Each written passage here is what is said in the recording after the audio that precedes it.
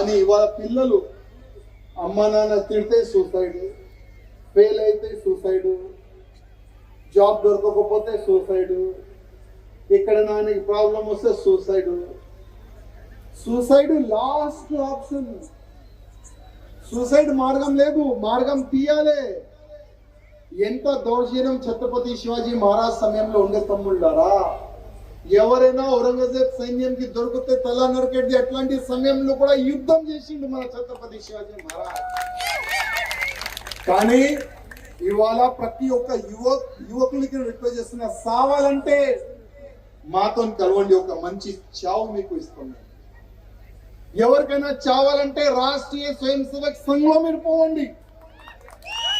ఎట్లా సావాలే వాళ్ళు మీకు నేర్పిస్తారు తమ్ముళ్ళ. ఛత్రపతి శివాజీ మహారాజ్ లాగా తయారు చేసేది ఒక సంస్థ రాష్ట్రీయ స్వయం సేవక్ సంఘ్ తమ్ముళ్ళ. ఎంతో మంది ఇవాళ ప్రధానమంత్రి మోదీ గారు ఎక్కడి నుంచి వచ్చినా అదే రాష్ట్రీయ స్వయం సేవక్ సంఘ్ నుంచి వచ్చిన మనకు ప్రధానమంత్రి దొరికిండు నరేంద్ర మోదీ గారు తమ్ముళ్ళ. అందుకోసం రిక్వెస్ట్ చేస్తున్న ప్రతి ఒక్క యువకులకి, సావు మార్గం లేదు. సావాలంటే దేశం గురించి చావండి, ధర్మం గురించి చావండి, మన ఫ్యామిలీ గురించి కష్టపడండి. అదే అంటారు, దానికి హిందూ అంటారు తమ్ముళ్ళ. అదే విధంగా ఇవాళ మనం ఒక సంకల్పం తీసుకుందాం. సంకల్పం తీసుకునే ముందు నేను మా రాజ్ కుమార్ రెడ్డి గారికి ధన్యవాదం చెప్తా. ఫస్ట్ ఆయన సాయి కుమార్ మొత్తం టీం కూడా నేను ధన్యవాదం చెప్తున్నా.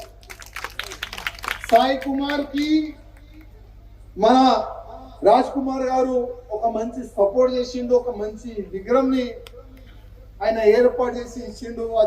అదే విధంగా మన రాజ్ కుమార్ రెడ్డి గారు అంటున్నారు, ఇంకొక విగ్రహం కూడా మేము డిస్ట్రిక్ట్ లో కూడా ప్లాన్ చేస్తాం. యావత్ భారతదేశంలో హిందువులు ఉన్నారంటే ఆయన వల్లనే. లేకపోతే ఒక మాట అంటారు ఛత్రపతి శివాజీ మహారాజ్ గురించి చాలా మంది ఈ కవియోలు, काशी की कला जाती मथुरा मस्जिद होती, अगर शिवाजी ना होते तो हर हिंदू की सुन्नत होती. ఒకవేళ ఆ సమయంలో ఛత్రపతి శివాజీ మహారాజ్ లేకపోతే ఔరంగజేబ్ సైనికులు ప్రతి ఒక్క హిందూని పట్టుకొని కన్వర్షన్ చేశాడు.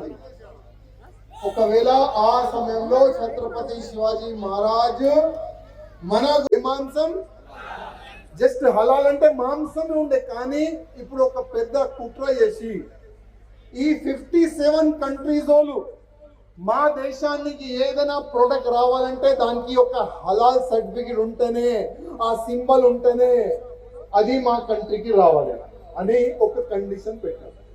ఇప్పుడు మన రామ్దేవ్ బాబా సారు, ఇంకా హల్దీరామ్ వాళ్ళు, ఇంకా పెద్ద పెద్ద వాళ్ళు ఇమీడియట్ గా హలాల్ సర్టిఫికెట్ కొనడానికి కోట్లు రూపాయలు ఇస్తున్నారు. హలాల్ సర్టిఫికెట్ కొనడానికి కోట్లు రూపాయలు ఇస్తున్నారు. ఆ సంస్థకి వాళ్ళ మొత్తం డబ్బులు జమ చేసి టెర్రరిజం కి సపోర్ట్ చేస్తున్నారు. హిందువులకి చంపేటువంటి వ్యక్తులకి పెద్ద పెద్ద ఐడెంటిఫికేట్లు పెడుతున్నారు. అట్లాంటి పనులు చేస్తున్నారు. అందుకోసం ఏదైనా ప్రొడక్ట్ మీరు కొనాలంటే దాని అంతా ఒకవేళ హలాల్ అట్లాంటి పేరు రాసి ఉంటే దానికి అక్కడనే పాడేసి ఆ షాపులకి చెప్పండి, హలాల్ సర్టిఫై అట్లాంటి సింబల్ ఉంటే మేము కొనం. ఆ ఒక్క మాట మీరు అందరు చెప్పాలని మీ అందరికీ ఒక రిక్వెస్ట్. అదే విధంగా మధ్యలో ఇంకొక మనం ఒక సంకల్పం మనం తీసుకున్నాం. కానీ ఇవాళ పిల్లలు అమ్మ నాన్న తిడితే సూసైడ్, ఫెయిల్ అయితే సూసైడ్, జాబ్ దొరకకపోతే సూసైడ్, ఇక్కడ నాన్నకి ప్రాబ్లం వస్తే suicide. Suicide last option. Suicide మార్గం లేదు, మార్గం తీయాలి. ఎంత దౌర్జన్యం ఛత్రపతి శివాజీ మహారాజ్ సమయంలో ఉండే తమ్ముళ్ళారా. ఎవరైనా ఔరంగజేబ్ సైన్యంకి దొరికితే తల నరికెట్టి అట్లాంటి సమయంలో కూడా యుద్ధం చేసిండు మన ఛత్రపతి శివాజీ మహారాజ్.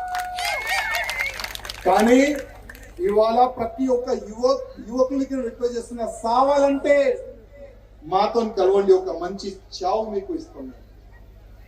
ఎవరికైనా చావాలంటే రాష్ట్రీయ స్వయం సేవక్ సంఘంలో మీరు పోవండి.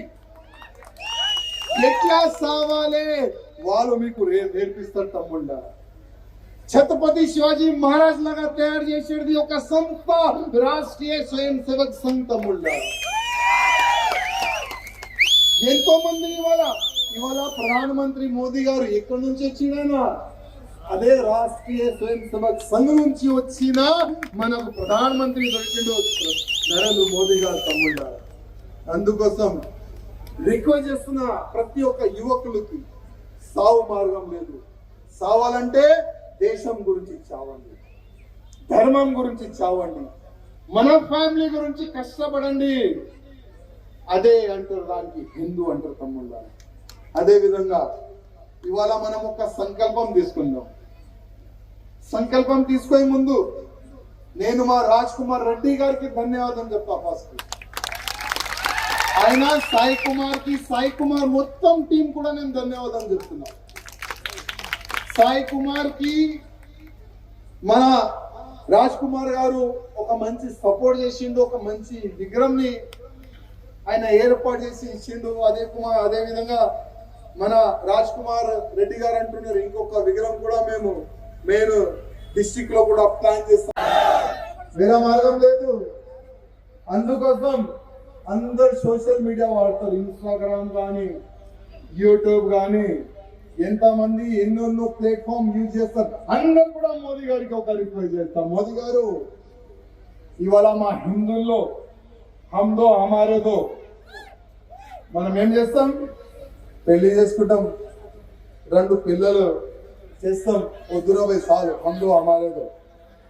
కానీ హమ్ 5 హమారే 50 గురించి ఏంది మీ ఆలోచన? हम 5 हमारे 50 పిల్లలు కంటిన్యూ ఉన్నారు.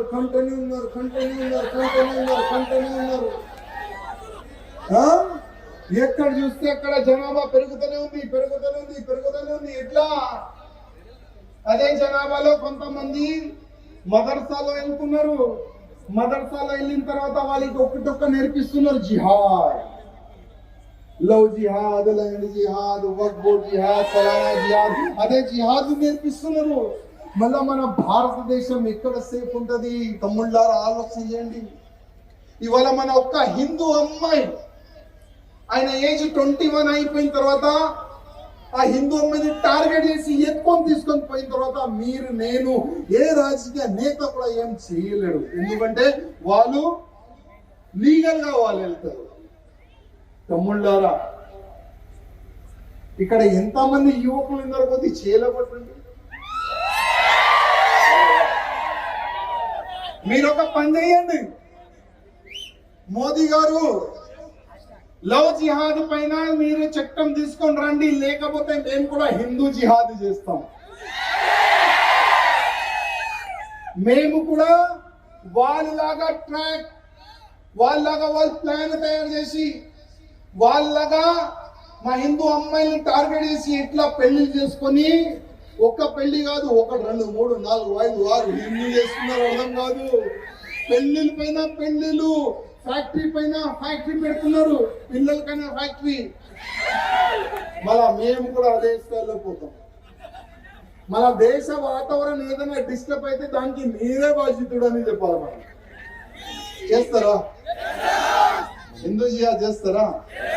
వాళ్ళు లవ్ జిహాద్ చేస్తున్నారు, మీరేం చేస్తారు? ఎవరైనా కార్యకర్తలు మంచిగా అమ్మాయితో ప్రేమ